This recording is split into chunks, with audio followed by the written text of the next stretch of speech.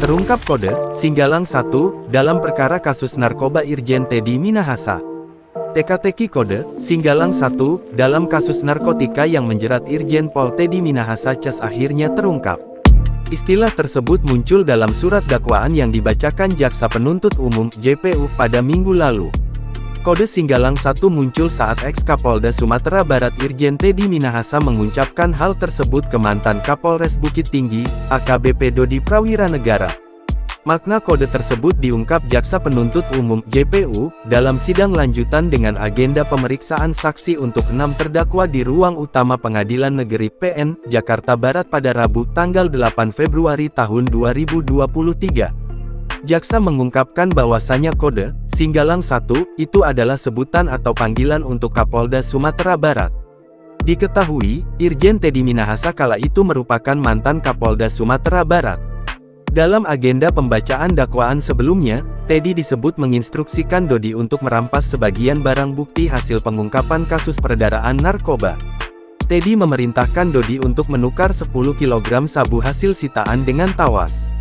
Sebagai informasi, kasus peredaran narkoba yang dikendalikan oleh Teddy Minahasa terungkap dari penyelidikan Polda Metro Jaya. Dalam penyelidikan itu, awalnya Polda Metro Jaya mengungkap jaringan pengedar narkoba dan menangkap 3 warga sipil.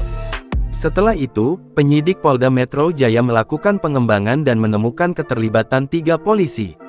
Pengembangan penyelidikan terus dilakukan sampai akhirnya penyidik menemukan keterlibatan Teddy. Kadif Propam Irjen Syahardiantono pun diminta Kapolri Jenderal Listio Sigit Prabowo menjemput Teddy untuk diperiksa. Polda Metro Jaya kemudian menetapkan 11 orang sebagai tersangka kasus dugaan peredaran narkoba jenis sabu, termasuk Teddy Minahasa.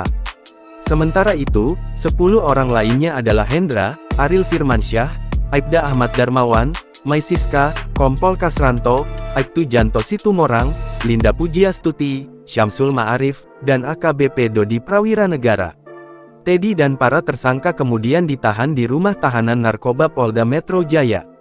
Para tersangka dijerat pasal 114 ayat 2 subsidiar pasal 112 ayat 2, junto pasal 132 ayat 1, junto pasal 55 Undang-Undang Nomor 35 Tahun 2009 tentang narkotika.